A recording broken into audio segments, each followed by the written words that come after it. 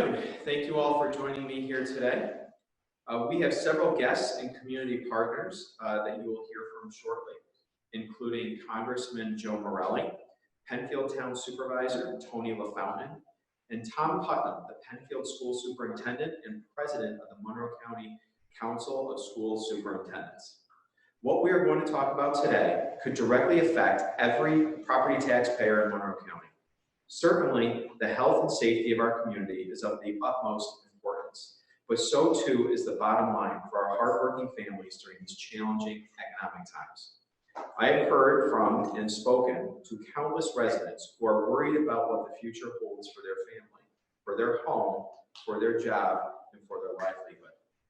As many of you know, the Coronavirus Aid, Relief, and Economic Security Act, also known as the CARES Act, was passed by Congress and signed into law in late March, just as the COVID-19 pandemic was hitting many communities across the nation, including right here in Monroe County.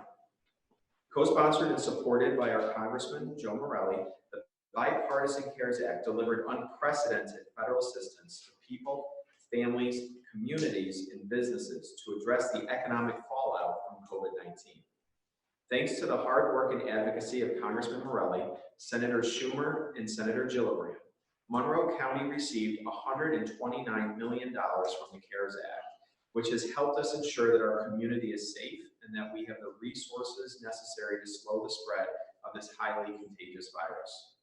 We have used these resources to purchase important PPE, including adding to our county stockpile of face masks, millions of which we have distributed to county residents, businesses, healthcare and long-term care facilities, and community-based organizations. But what we have not yet been able to use the CARES Act funding for is to address the revenue shortfalls that we are facing because of our shuttered regional economy, which has resulted in stunted revenue streams that we rely on every year. As I discussed a few weeks ago, Monroe County was projecting a budget shortfall between $68 and $122 million. That's a number that we're continuing to refine as additional data becomes available. But I want to be clear here.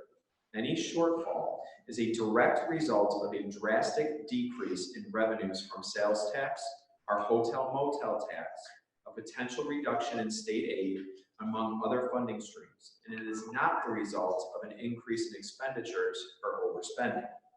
Unfortunately, Monroe County is not alone in facing these incredible fiscal challenges. Countless other states, local governments, and school districts around the nation are in similar situations. But we have hope. The need to address revenue shortfalls is known to our leaders in Washington, and there's legislation that our Congressman Joe Morelle has co-sponsored in the House of Representatives that would do just that. Both the Coronavirus Assistance for States Act and the State Operations Stabilization Act would provide direct aid to Monroe County and other localities facing revenue shortages here and across the country. At their core, these bills would allow state and local governments to utilize parts of the CARES Act funding to offset revenue shortfalls and close budget gaps. They take an important step towards solving the problems that we actually face. Congressman Morelle is here to provide further specifics of these measures, but the take-home message is that we are hopeful that their passage and some mid-year budget adjustments, Monroe County will be able to offset our current deficit and continue to deliver critically needed services without having to further burden our hardworking men, women, and families. We are also looking at a variety of ways we can help our municipal governments and school districts as they deal with similar situations, which is another reason why the passage of these measures is so important. In addition to providing the county flexibility in using its CARES Act funding to cover lost revenues, this legislation would also provide us with the flexibility to share that funding with local municipalities and school districts who are also feeling the burden of drastically decreased revenues. What does this mean? It means allowing local governments to maintain their police force, social service programs, critical staff, and other important programs and amenities that are delivered to their residents. It means that our school districts will be able to continue to focus on education of our children without having to worry about making cuts to teaching and staffing levels. And if we are able to share this aid with our local partners, it would be with the understanding that these funds be used to protect property taxpayers from the impact any other revenue reductions would have on the bottom line, to ensure the county and other localities are able to maintain important and necessary services.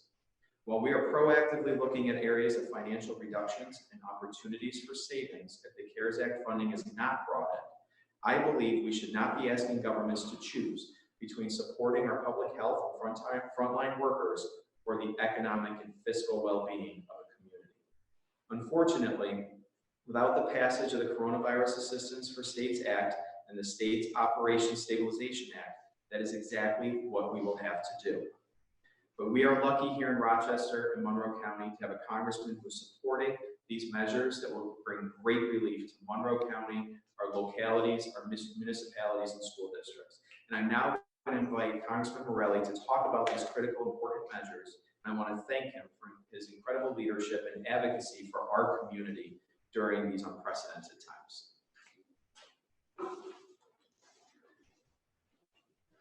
Good afternoon, and thank you. It's a privilege to join the county executive here in person, although socially distanced, and certainly always great to be with my dear friends, Tony LaFawn, the supervisor of Penfield, who's a longtime friend, and I think does extraordinary work for the people of the town of Penfield, former county legislator. We both share that in our resume, although we didn't have the privilege of serving together, and also Penfield Superintendent Tom Putnam, who is a leader not only in his school district, but around Monroe County, and leads the Superintendent's Association. We're grateful for his many contributions.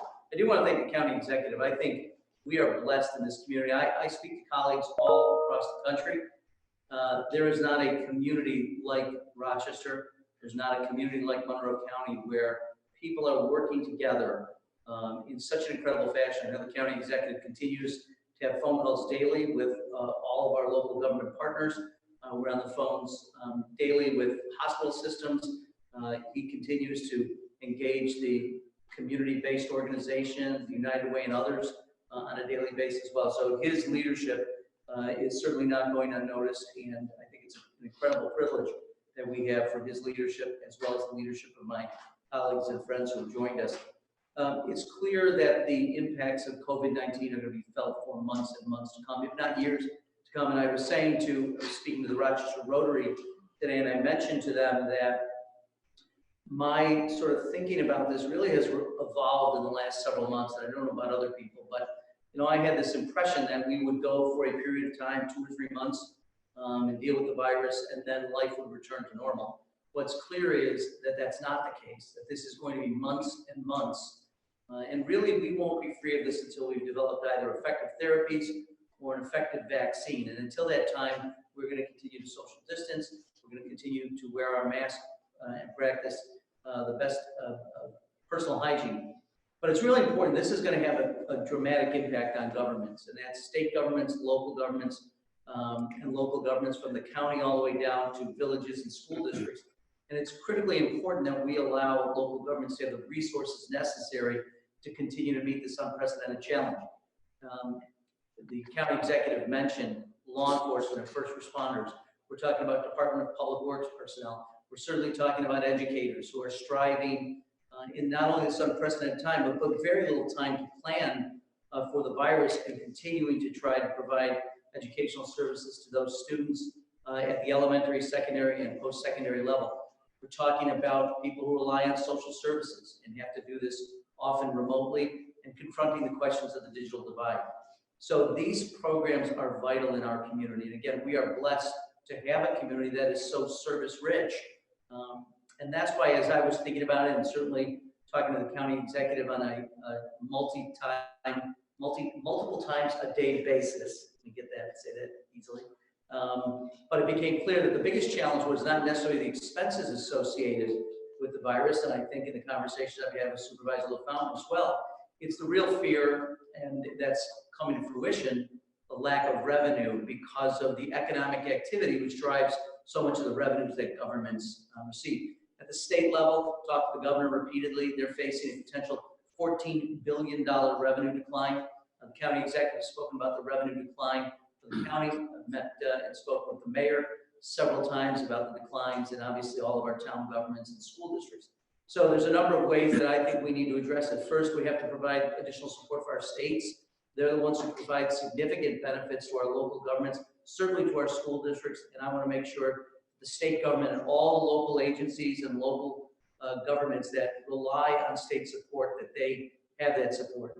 Secondly, to the governments like the county, which have already been promised dollars under the CARES Act, $129 million, but as the county executive said, that's for expenses related to dealing with COVID-19, but revenue declines and revenue losses are not considered an allowable expense.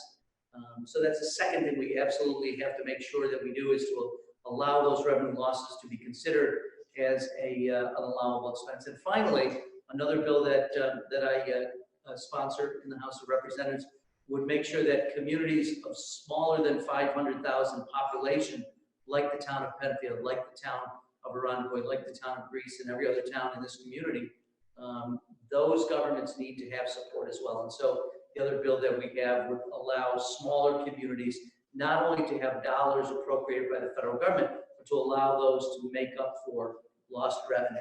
And the great thing about this, as we continue to address these challenges, is the partnerships we have, because that's really meaningful. And the people of Monroe County should know that without regard to whether people are Democrats or Republicans, local community leaders have come together in a way that I have not seen during my time in government. So I thank them again for their incredible leadership, their partnership at every level. As Congress works to continue to provide relief to the American public, we must insist that our state, our local governments are given the opportunity to make sure their services continue unabated, so that when we come out of this, and we will come out of this, we will come out of it stronger than ever before, and we'll come out of it in a united fashion. So again, I want to thank the county executive, I want to thank Supervisor LaFountain and Superintendent Putnam for their leadership and their partnership. And with that, I'm going to turn it back to the county executive.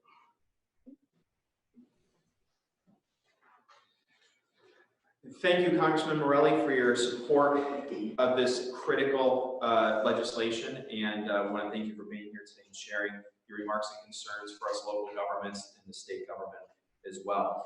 Next up, I'm inviting for some remarks is we are joined by Penfield Town Supervisor Tony LaFountain. Great, thank you, County Executive Bello and Congressman Morelle. Do appreciate the opportunity. Certainly, local governments, and I speak on behalf of a number of my colleagues, that local governments and across the state are on the front line of every budget cycle to prepare responsible budgets that deliver required services, and of course, without increasing tax dollars. I've been in this job now for almost 11 years. I've not had anyone stop in my doorway and ask to raise taxes. The unprecedented magnitude of the COVID-19 pandemic has directly hit one of the local government budget's lifelines. That's our revenue line. That is a piece that is very critical to local governments. With the loss of revenue from sales tax, mortgage tax, recreation, courts, library, and many other areas, municipalities have no other options but to cut services or to raise taxes at a time when many residents are facing layoffs, furloughs, and job losses. The passage of the Coronavirus Assistance for States Act and the SOS, the State Operations Stabilization Act, sponsored by Congressman Morelle, will provide stabilizing financial foundation to local government during these extraordinary times. I want to once again thank the Congressman and County Executive Adam Bello for working so closely on this to support our local governments and all of the local governments across the state. Thank you, and we appreciate your support. Thank you, Supervisor, and I want to also thank you again for working with us through this over the last several months. We have a great working relationship with all of our local government partners throughout the county because we know this virus and the impacts COVID-19 has had doesn't know geographic boundaries. It's impacted us in every corner of Monroe County. And I appreciate working with you and all of our colleagues in local governments and our once daily and now 3 times a week calls to coordinate our efforts. So I appreciate that. Thank you. We're next going to invite to say a few words Tom Putnam. Tom is the Penfield School Superintendent and President of the Monroe County Council of School Superintendents, who could talk a little bit about what this revenue loss and what this legislation would mean to school districts here in our county. Thank you very much for having me today. I just wanted to echo words from Mr. LaFountain on thanking both Congressman Morelle and Executive Director Adam Bello for having us here and working as such great partners as we try to navigate the impact of COVID-19 and what all of our organizations are dealing with.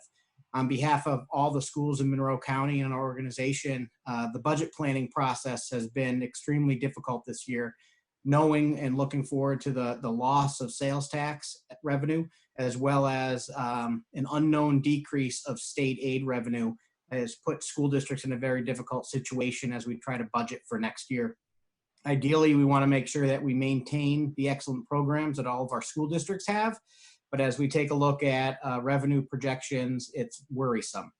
And so this legislation could do an incredible job to help support our school districts as we build budgets and replace lost revenue that we know we will see from a decrease in sales tax as well as a decrease in state aid to all of our schools. We're hopeful that working as partners, this legislation will help make less disruption in the budget cycle, maintain our staffing and our teachers, and most specifically our programs that help all different types of students in advanced placement courses, students with IEPs, and students who struggle academically. And so we know that the last 10 weeks of attempting to do distance learning without being fully prepared for it, we know that it's not the education we want all of our students to have. We are looking forward to getting back to school and having those positive interactions with students. But mostly we know that next year is going to be a year of teachers working with students to make sure that any gaps that took place over distance learning can get made up and we can get kids back on track. And so that means we really are critically looking at keeping as many programs as we can to support those students. So just again, I wanted to thank Congressman Morelle, Adam Bello, for your support and your leadership during these difficult times. Thank you, Superintendent. And, I just want to also thank you and your colleagues for your coordination, cooperation, working together as we go through this. And, I say this before, and I think the superintendent would agree. The school buildings may be closed right now. The schools are certainly not closed. Your team, your teachers, your administrators, your staff is working around the clock right now on distance learning and doing things that we've never had to do before. And so I just want to thank you and your team for putting that together and making sure our students have the resources they need to be successful. So thank you. And with that, we can take some questions if the media has any questions. Julie, can. Sorry. That's okay. You can go ahead and see that. We'll start with Tyler Brown at 13 WHAM and Jack Watson from WROC should be standing by. Good afternoon, everyone. Thank you so much for the time. First of all, I was just wanting to ask Adam Bello a little off-topic question. The governor recently mentioned today about Memorial Day celebrations and how he's allowing local governments to allow 10 people or less for those celebrations. We just wanted to know your opinions on that in terms of Memorial Day coming up. Yeah, obviously, people want to get together for Memorial Day, and I think limiting though large gatherings is still really the appropriate thing to do, so that we're around for that many more Memorial Days to come. I think the way to get through the crisis that we face today and what we faced for the last 2.5 months is to continue to listen to the advice of our public health professionals, and we listen to what the science is telling us, and to continue to keep the spread low. And to keep the community prevalence of COVID-19 low, we need to practice safe social distancing techniques. But what that doesn't mean is that we cannot recognize Memorial Day. We have a lot of people in our community who have lost loved ones, friends, in their service in the armed forces. over the years and over generations. We should honor and recognize that sacrifice that they've made. That means that we visit memorials. It means we visit our loved ones in the cemetery where they are. And it means that we visit our loved ones who are still with us, who have lost. But it means we do it in a physically distanced way, in an appropriate way, keeping space from each other, wearing our face masks when we're outside and can't be 6 feet apart. So I think there's a way we can still honor those that we've lost, but do it in a responsible way so that we don't make other people around us sick. Do you have a follow-up? Yes, I was just also wondering, when it comes to the money that we need in order to keep these programs going. You mentioned earlier that you guys are looking other places in order to try to save money. We were just wondering what those places exactly are that you guys are looking into in terms of what programs might be affected first if not enough money is coming to help the county. Okay, so right, and we will have to implement if these adjustments are not made and revenue cannot be reimbursed out of this funding. We are going to have to implement countywide mid-year budget reductions, and we're in the planning phases for that right now. That would generally go around capital projects and one-time expenditures. We're going to be reviewing hiring freezes, program reductions, and of course discretionary funding within each one of those departments. So we're in the process of pulling that together right now because we need to make sure that if this funding, this revenue stream is not made available, that we're going to have to make those cuts over the next several months. All right, Jack Watson from WROC, followed by Jonathan Hunter from Spectrum. Hey there, this question is for Congressman Joe Morelle. Just wanted to ask about this legislation that you're co-sponsoring right now. All of the funding, it seems, is pretty much signed, sealed, and delivered, this $129 million. What is the difference between this and the funding that would go to state and local governments in the recently passed HEROES Act, which cleared the first hurdle in the House? Well, actually, I'm pleased to say that all three elements of the bills that I sponsor were included in the HEROES Act. So I'm very, very grateful to the House leadership and my colleagues for including it. Not exactly how I had it, but it's 90% of what I want to see done. And this is the top priority for House Democrats right now, is to make sure our partner governments have the resources to be able to carry out their missions. The federal government is unique in that we can go to the markets and borrow money. Right now, this is the time when we need to do that. I know that the Federal Reserve Chair, Jay Powell, has repeatedly opined that the Congress needs to go to the markets and borrow money and make sure that there's a robust federal response. But, when you think about it, like the impact it'll have on the Penfield schools, while there's federal resources for the Penfield schools during the course of a fiscal year, it pales in comparison to what happens in terms of support from the state government. So we want to make sure the states have those resources. We want to make sure that the county can utilize the resources that have already been appropriated to it, but that they're not able to use, and then certainly working with our local partners. So I'm going to continue to work with the county executive and my other colleagues at government, because I think this has to be the #1 priority going forward. I hope the United States Senate comes to the table. I'd love to see them take up the HEROES Act, or at least let us know what their priorities are so we can begin a good faith negotiation and get something done the way we did on the CARES Act and on the other three significant pieces of legislation that we've enacted to address the crisis. So this will be our top priority, certainly my top priority.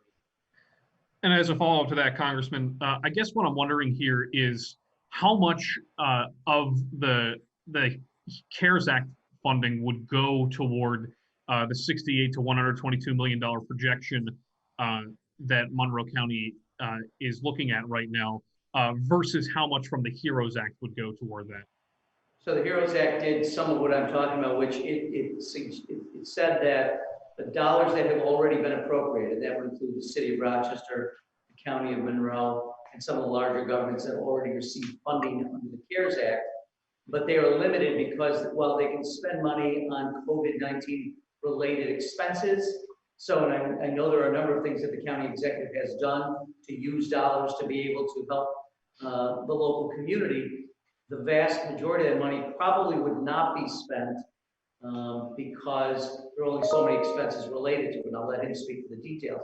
But the challenge is the revenue decline is precipitous, and so there's this appropriation of funds that can't be fully utilized because the biggest challenge in some ways is that reduction in revenue. So what we would do in the HEROES Act is allow the conversion of those expenses or the qualification of those expenses to include lost revenue, and then additional dollars beyond that that would be appropriated for local governments like the county government. The county would receive even additional dollars, and again, we would qualify lost revenue as an allowable expense. So it's partly using the dollars we've already appropriated, it's partly adding additional dollars and changing the definitions of what's an expense incurred under the COVID crisis. Thank you, Jack. Next up is Jonathan Hunter from Spectrum, Alex Crichton from WXXI. You'll be next one.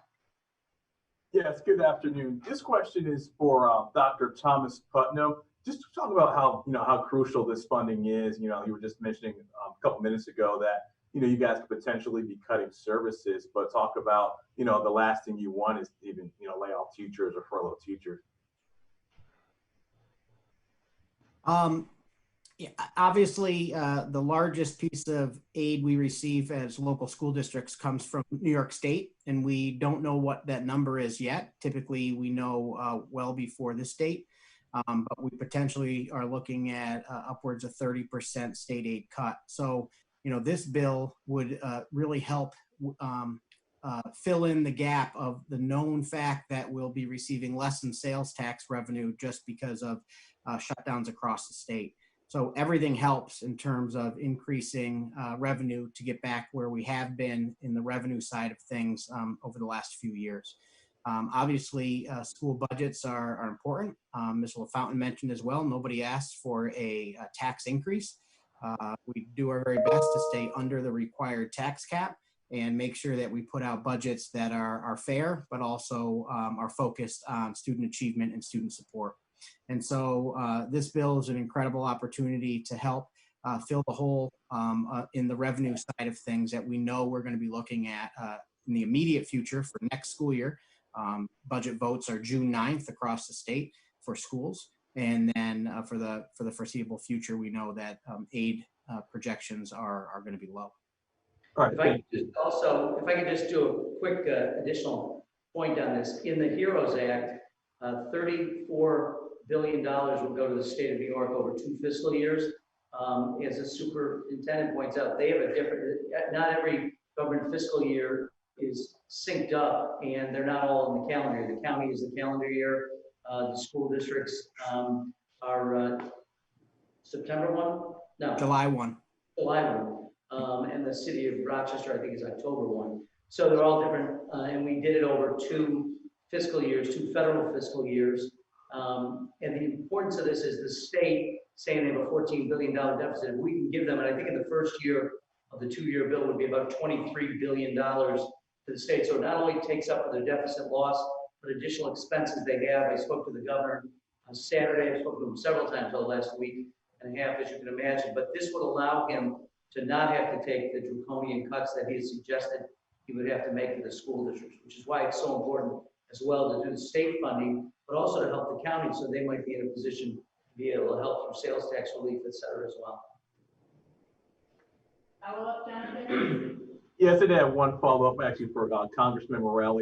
Obviously, the goal is to get the bill passed, but just talk about your optimism going forward, making sure this bill does get passed. I'm sorry, I didn't catch that. Just talk about your uphill battle as far as getting the bill passed. Are you guys optimistic that going forward that this bill will be passed? Well, look, I think in each of the bills that we've done, you face a struggle. Each side, the House Democrats, the Senate Republicans, and the White House have differing views of what ought to be priorities. I will note that Senator McConnell a couple of weeks ago suggested states could just declare bankruptcy, which they can neither do by law, nor is that a particularly good way of trying to address our concerns. So we put out our priorities. We hope and we believe that many Senate Republicans share our priorities as it relates to state and local government. So no matter what the negotiation is, we believe there will be substantial support for our government partners because there aren't red states and blue states the way we see it. There aren't red communities and blue communities. There are Americans. There are people in Monroe County. That's what we care about. And that's where our focus needs to be, on helping our government partners so they can continue to provide services and have as little disruption during one of the most disrupting times in our nation's history. All right, thank you. Thank you. Alex Crichton from WXXI is next, followed by Patrick Musendak from WHAC. Yes, I actually have no questions at this time. No questions from Alex, so Patrick, you're up, followed by Patty Singer from Minority Report. Okay, good afternoon, everyone. County Executive Morelle, I mean, not Morelle, I'm sorry, Bello. Let me quickly ask, how likely is it for our county and state to receive more money from the federal government? Well, that's what we're here for. I'm hopeful that this legislation passes so that we can protect the programs that we have in place and the services that we have in place that actually more directly impact people who have been negatively impacted by the effects of COVID-19. That's the irony of the programs that we provide as a county.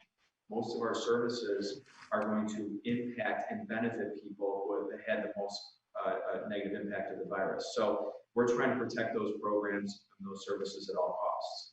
In the next several days ahead, we're going to be detailing more about what those various types of spending reductions can be. And if this funding is not approved and if we don't have more flexibility. But it's my hope as we go through this that adjustments are going to be able to be made, because what we don't have here is an expense problem. What we have is a revenue problem. And if we can take the CARES Act money that we've received and that Congressman Morelle fought for, and if we can have that change, the parameters changed, we can use it to offset revenue losses, then we can avoid those what are going to be countywide budget reductions to a lot of our programs. A similar question, what sort of challenges do we face? Because obviously this is not, here, let me open my wallet and there you go. Well, the challenge is going to be if we need this legislation to pass, and that's what this event is all about today. This is what this press conference is about, and this is why Congressman Morelle, who let's speak to this, is supporting this legislation, because every community around the country is different in how it's responded to COVID-19 and what the impact was. Here in Monroe County, as you hear from the city of Rochester, the town supervisors, the school districts, and Monroe County, is that our largest problem is not exactly on the expense side. It's been on the revenue side. It's on sales tax revenue, hotel, motel tax revenue, fees for services that we provide, the parks, rental shelters, and things like that. And so that the reduction in all of that revenue is really what's been facing us in causing these budget deficits. And so we can have more flexibility to be able to understand that if the CARES Act money is meant to help local governments provide services to its residents, the best way in Monroe County that it can help is through standing up our revenue losses. Thank you, Patrick. Patty Singer from Minority Reporter, and then Brian Sharp from the Democratic Congress. Hi, thank you. If I'm hearing this correctly, if this funding is not approved, it sounds like we have two very strong competing interests, which would be public health and economic health. We're seeing that play out in a lot of places around the country with people demanding economies to open. So if we are in a public health versus economic health competing interests, how do we balance those two things? Well, we start by, right now, we have chosen to protect the public. And I think that's the number one focus, is to keep people alive and keep people safe. We have done an incredible job here in Monroe County doing that. But make no mistake, people in our community, all across our community, have made a lot of sacrifices over the last 2 months. And I am confident today that because of those sacrifices, there are more people alive in our community today than otherwise would be. Now we're on that second phase of being able to open up our economy and start doing it in pieces. But we have to do it in a way so that the sacrifices that we have made over 2 months are not all undone and we go back down to nothing. We have to be able to do this in a safe way, a phased approach. And I know that that can be done. It's been done in other cities, in countries around the world. It's been done successfully, but we've also seen instances where it hasn't been. I just saw on the news today about a town or a city, I believe in Europe and Germany, that's going back into shutting down parts of the economy again because they opened too quickly and they had a second spike. We're trying to avoid that second spike. And so we just have, we're asking for participation. We're asking to listen to our public health professionals who are following science, good science about how to reopen the economy in a phased approach so that we can get through this and get through it together and not have to backtrack. You have a follow-up? Yeah, this was for Congressman Morelle. He mentioned that the federal government can go to the markets and borrow money. I guess my question would be, if all this funding is approved, the federal government has borrowed money, taxes in Penfield may not go up, but as a nation, we could probably expect some higher taxes in the next few years to be paying for COVID and the necessary help to our communities. Yeah, so the difference between what the federal government can do and what state and local governments can do is we can go to the bond markets and borrow money. We borrow it right now at a very, very low interest rates. There will come, obviously, a reckoning, but we can do it over a much longer time horizon. So I wouldn't speak for the supervisor, but he has a one-year fiscal and he has to balance it, and it has to be balanced at the end of the fiscal year. Same thing with the county executive, same thing with the state of New York. So they don't have the ability to do what we can do.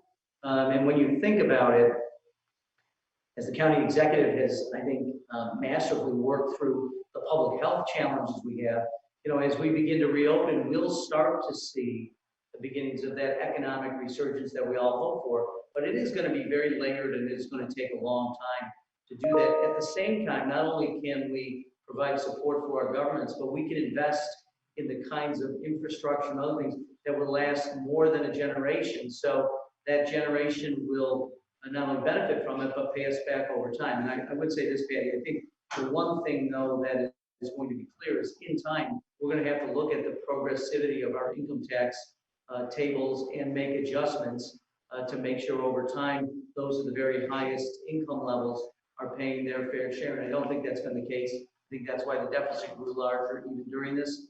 I won't get into a philosophical debate about it right now, but it is clear that we have the capacity and the ability to do things that our local government partners simply cannot do.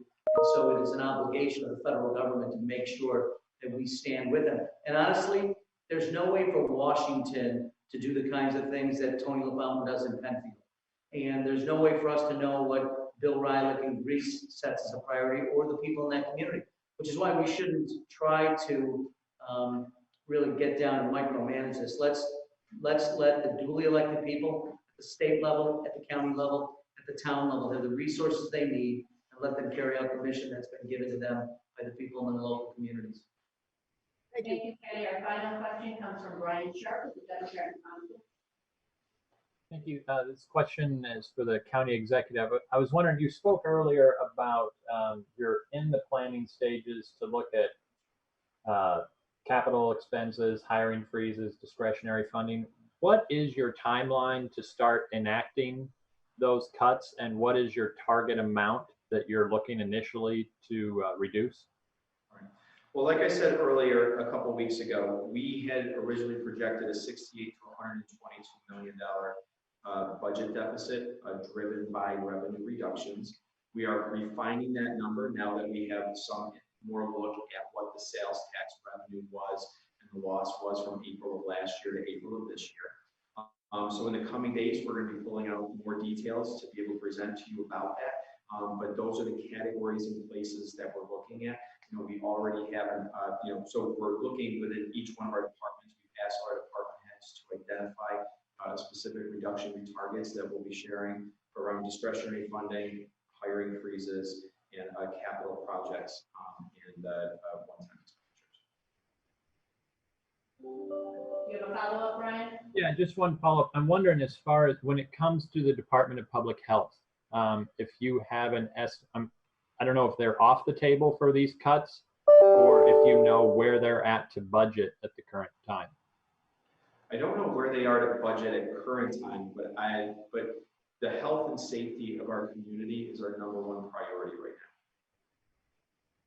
Thank you. That's all. Thank you, everybody. Thank you. All right.